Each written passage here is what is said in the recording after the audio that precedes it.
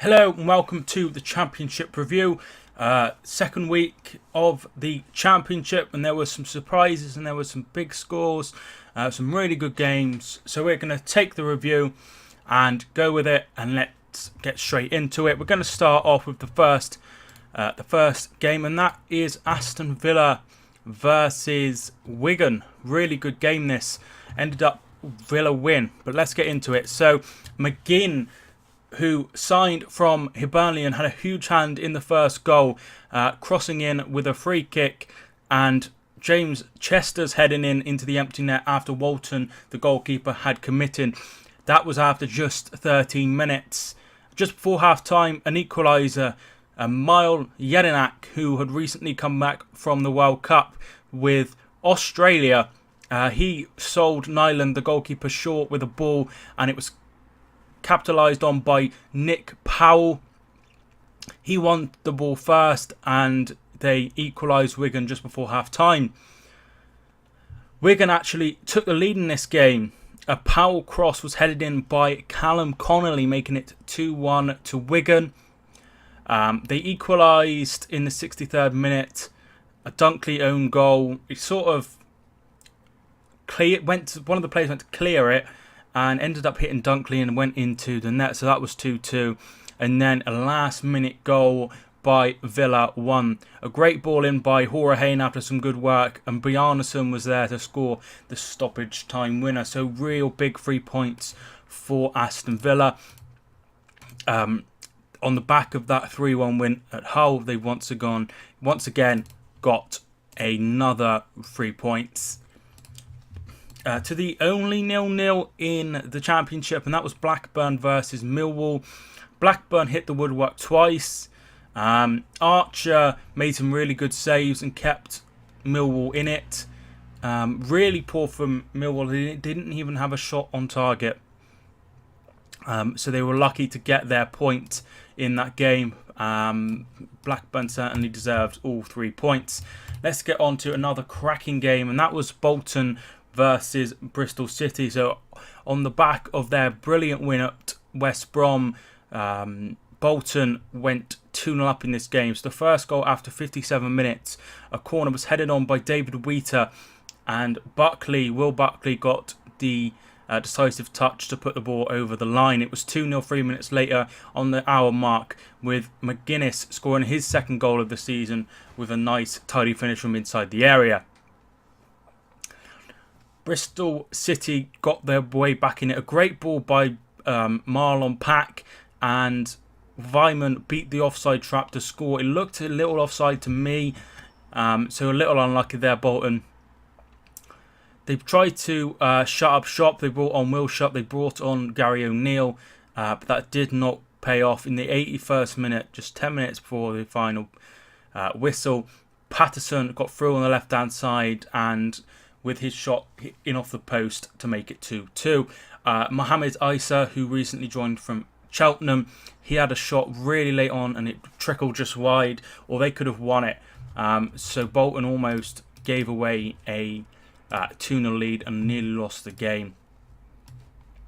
So good fight back by Bolton after they already had a draw, and that was against Nottingham Forest. On to Middlesbrough now. Middlesbrough versus Birmingham. Assam Bolonga scored a brilliant curl finish from inside the area on 13 minutes to score. And they dominated this game totally, Middlesbrough. Yeah, they had so many chances. They hit the woodwork numerous times. They had shots saved, and they deserved to be at least 3-0 ahead. In the 83rd minute, Craig Gardner was sent for an early bath with a horrible lunging tackle on Johnny Howson. The game only finished 1-0, but a really good win. On the back of a really good win on Tuesday when they defeated Sheffield United. Probably game of the day was Norwich versus West Brom. A 7-goal thriller. Let's cut this one down.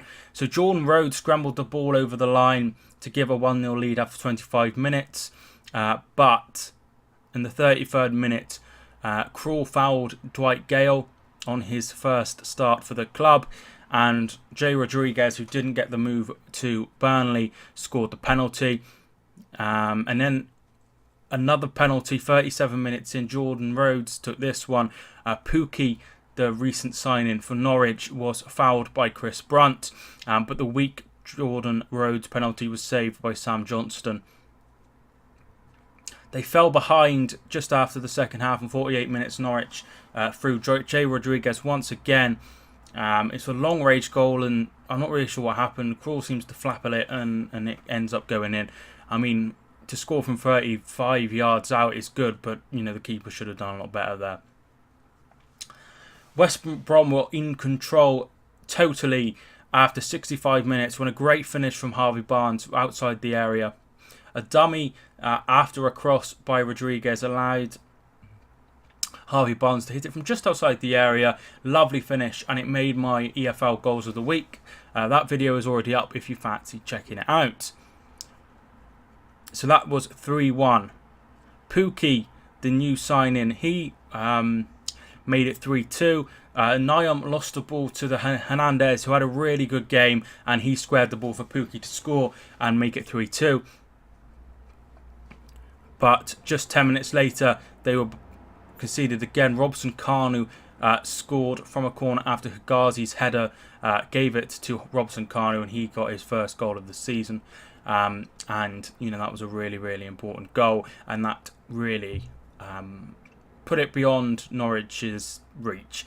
They did get another goal back. Fantastic. Hernandez once again getting involved with a cross, and that was put in by the head of Grant Hanley, and that made it 3-4. But they could not get another one, and West Brom hold on for all 3 points in this very, very good game at Carrow Road.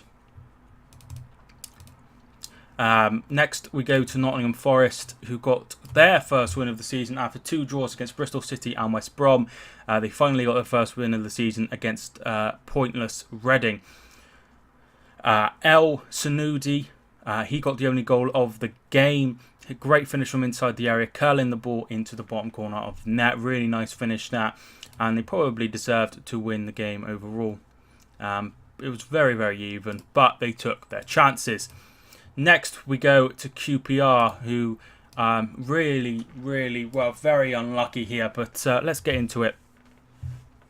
So Sheffield United lost their first 2 games, 2-1 against Swansea, and then lost 3-0 against the Middlesbrough. And they won their first game this season. Barry Aziz, who looked absolutely outstanding. He was really lively, having shots from everywhere. Maybe a few times he'd have been better off passing the ball, but this one, cross was beaten away and he was outside the area and he put it in nicely. That also made my goals of the week, so feel free to check that out. But he was very lively and looked very, very good. He looked like the only bit of hope, if you know what I mean, by QPR. 1-1 just before half-time. Good build-up by the Blades, and Freeman's cross was poked in by Billy Sharp. There was cause of offside there, but they weren't given. 65 minutes, just a minute after coming on, McGoldrick was fouled by Lynch. Very odd decision this. I'm not really sure what it was given for.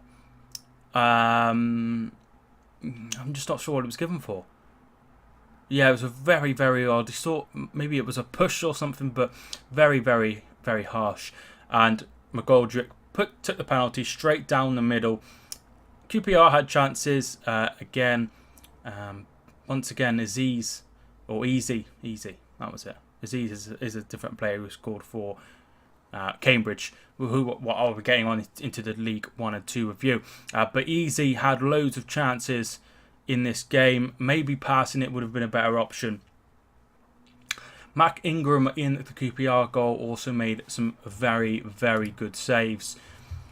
Overall, the game was pretty even. QPR had most shots on target, but obviously Aziz had a lot of Easy had a lot of chances go his way. But he looked very, very lively. But unfortunately, could not stop the defeat. Going to Rotherham now. Rotherham won Ipswich 0. The first thing I'd like to say is after a terrible game against Brentford, Rodak, the goalkeeper, made some really important saves against Ipswich. He fumbled 2 balls into the path of Mapai, who plays for Brentford, but he made some really important saves here. Overall, Ipswich had a large percent of the possession. They bossed the game, but they could not get past the Rotherham defence, and a free kick was whipped in right at the end, and Michael Smith scored from 6 yards out to give Rotherham all 3 points. A really important win that for Rotherham after that terrible defeat to Brentford. Next we go to Sheffield Wednesday and Hull, 2 teams predicted to struggle. So keeper Dawson kept out 2 shots before Fraser Campbell was there to finally find a net after some weak defending there by Sheffield Wednesday. 51 minutes, so just after half time, Forestieri was fouled by Reece Burke and he calmly slotted the ball into the left hand corner. Wednesday had chances to win this game, but Hull stayed strong and got the point. Marshall in goal made some fine stops there. The next game, probably one of the games of the week, was this one, Stoke and Brentford. So Stoke went ahead through a phobie. So a mix-up between Mepham and the keeper, Daniel Bentley, allowed him to score. So Dan Bentley was running out, and Mepham lobbed the keeper, and there was a phobie, and he took the ball and put it into the back of the net for 1-0 after 29 minutes. That remained in the half, and 66 minutes in, a great equaliser, great 1-2 before Watkins put the ball in the bottom corner from outside the area. Really, really, really good goal list. Once again, that was in my EFL goals of the week. Brentford had several chances to win the game. Jack Butland, the England goalkeeper, making several stops, including one from Watkins. And then finally, the last 3 o'clock game was Swansea versus Preston. So Swansea got all 3 points here. Mackay was fouled early on, just 10 minutes gone when he was fouled in the area, but McBurney's penalty was saved by Declan Rudd. However, they did take the lead on the half-hour mark. Jay Fulton header from a brilliant Azoro cross gave Swansea the lead. They pressed second half Preston, with Barkhausen's goal being ruled off for handball. They had the majority of the possession and the most shots, but they could not get that equaliser, and Swansea go 6 points from 6. Finally, the game of the weekend on paper, and it truly delivered, was the game between Derby and Leeds. So Matthias Klick from the lead when he fantastic long range goal from him, he made it 1-0 to Leeds. 12 minutes in, it was 1 apiece. A Lawrence free kick. This was really poor goalkeeping by Peacock Farrell. He should have done a lot better. He should have easily batted that out. Even if he put it out for a corner, anything, just don't do that. Really poor that. And it really, really, really, really, really poor defending. Poor goalkeeping. They do have Jamal Blackman, who they signed in the summer on loan from Chelsea, and I think he could possibly be in goal. They play Bolton in the Carabao Cup this week. He'll definitely be in goal for that, and he might take the jersey after that horror show. It's just that could have cost them. It didn't in the end, but it could have. And that's not what you want with your goalkeeper. You want your goalkeeper to be, very, very solid. 21 minutes in, a third goal. So really lively start here. Great cross by Alioski and a brilliant header by Kamal Roof to make it 2-1. Derby were on top after that, and they had several chances, but they could not make them pay. And on the hour mark, Roof getting his second. He beat 3 Derby defenders before brilliantly hitting it in and making it 3-1. 4 minutes later, it was game over. Hernandez kept the ball in, crossing for Alioski to score. Derby spent a lot of the game, from what I saw, giving the ball away, and that was a theme against Reading on the opening night, giving the ball away. And you just can't do that at this level, and you will be punished, especially against Marcelo Bielsa's Leeds, who were absolutely fantastic on the night and deserved all 3 points. So really, really, really impressive by them. It looks like they could be up there. Bielsa's working wonders so far. Really, really good win. So let's have a look at the table then. So the bottom 3 are Reading and QPR, both on -2 with identical records, no points. Stoke are on 1 point. They're in 22nd. Also on 1 point are Hull, Ipswich, Birmingham, Sheffield Wednesday, Norwich, and that is it. Top of the league, we have Middlesbrough. Obviously, they've played a game more than most, and they have played 3 games with 7 points. Leeds are second, 2 games, 2 wins, 7 goals, and 2 given away, 6 points. Also on 6 points are Aston Villa and Swansea. Making up the rest is Nottingham Forest, who have played 3, on 5 points, and then Brentford, who are on 4 points but have a great goal difference. The Carabao Cup is this week, and good luck to everyone in there. There's a bunch of fixtures. I'm not going to go through them all, but there's a couple of games on. Yeovil versus Aston Villa is on Tuesday night, and then on Thursday Sunderland take on Sheffield Wednesday. So 2 really good games there. The draw is also this week as well, so keep an eye out for that. But I hope you enjoyed the review of the Championship. If you did, feel free to smash the like button, and that really helps the channel out. If you are new around here, feel free to subscribe. That really helps the channel out. But thank you for watching anyway. My name is Mike, and I will see you soon.